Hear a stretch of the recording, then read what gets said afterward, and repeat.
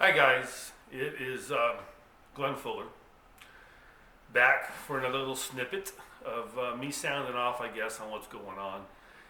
For those of you that watched my earlier little video, I've already got some feedback. People complaining that I am somehow suggesting that the deaths of people due to COVID-19 are not important. And that's not what I'm saying at all. Please don't misunderstand me. Any death is a sad tragedy, and we need to, look at how we can prevent those. I'm simply saying we don't shut down America over people dying.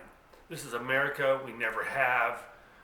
We believe, and we should believe, that there are things worse than death.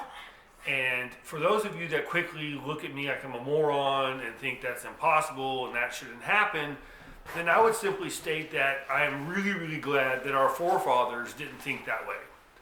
They would have never fought for freedom to begin with. Their lives would have been more important than the cause of freedom, and we would have never had a country. I'm extremely glad that our ancestors believed that fighting a civil war and huge amounts of people dying were worth it to create a nation that all men are free. We're not speaking German or Japanese today because we've had men and women go around the world and die, tens of thousands of them at times in one day, to fight for causes more than just simply preserving life. So I'm not suggesting that people dying is nothing. I'm simply saying that we understand that we do what we do for the cause is oftentimes more than our own lives. And for those of you that are suggesting that people dying in America over COVID-19 are worth us shutting down an entire nation, canceling church services, canceling businesses, putting many, many people out of work. Some of those are going to lose their homes.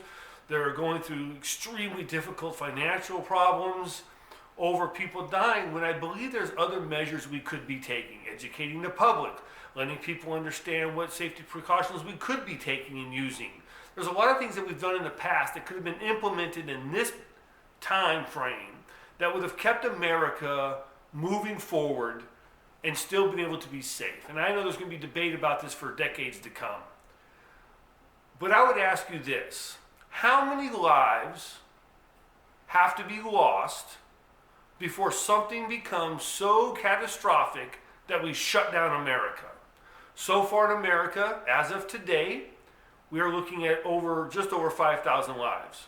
And yet we've had our country shut down for almost a month now.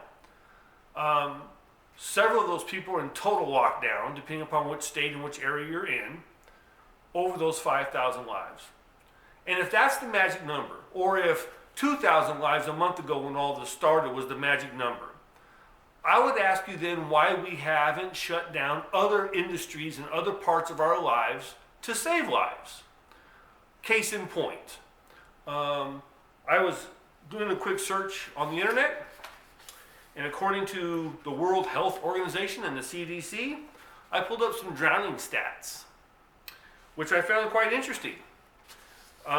Statistically, 360,000 people will die from drowning annually. 360,000. Why do we allow swimming? Why do we even allow swimming pools? It's the second leading cause of death of children. Think about that. We should have every swimming pool in America drained of water and filled up immediately. The safety of those kids is obviously more important than your joy of going and getting in a swimming pool. Are you not willing to sacrifice getting into a pool to save lives? We can go so far as to have airplanes fly over, and if they spot a pool anywhere that has still got water in it, we can immediately call down and the authorities can show up. We can have SWAT teams show up with concrete trucks followed behind them. We will drain pools and fill them full of concrete.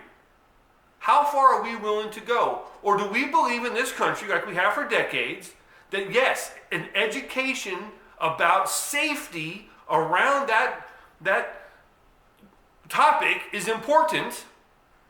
We ask people to be very diligent about keeping their kids away. We put fences up around it. We put locked gates. We do things, and we educate constantly. But are we prepared to shut down all pools in America? What about drunk driving? Drunk driving claims 29, I'm not talking about alcohol-related deaths, that people die of liver disease and all other kinds of things. I'm talking about just drunk driving alone. 29 people a day die in America. One person every 50 minutes. Haven't we figured out that it's not stopping? That our mad campaigns and all this stuff are not working? And on top of all the people that die, we're not even talking about the people that are injured for life.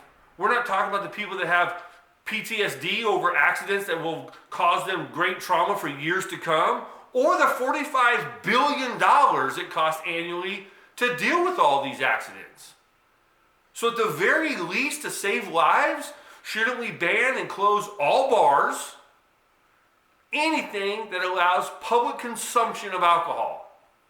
We're not going to say that alcohol itself has to be banned. If you want to buy it, take it home and drink it at home, I guess that's your prerogative. But man, we are going to stop every act. No restaurant, no bar, nowhere should you be able to buy alcohol in public that would then allow you to get in a vehicle and drive. And on top of that, if we truly believe that these lives are that important, why aren't we taking every single drunk driver, the very first time you get busted for a DUI, you're done. You lose your license for life. Jail time, extreme fines. We're willing to shut down an entire nation over a couple thousand people getting sick. Potentially more are going to get sick. But these are stats that go on annually every year, year after year after year. Do we believe in educating the public, trying to do better, but we still have to have an America that's prosperous and thriving and people working and raising their families, and we're going to continue to try to beat these numbers? Or do we shut down America over them? I'm simply asking the question, where does it stop? Because if we go down this rabbit hole now, if we go down this path now, what's going to happen 6 months from now? What's going to happen a year from now? Will America ever know the freedoms and the liberties that it's known in the past? Will we ever get them back? I don't want us to be, they want to call it sheltering in place. I'm calling it cowering in place.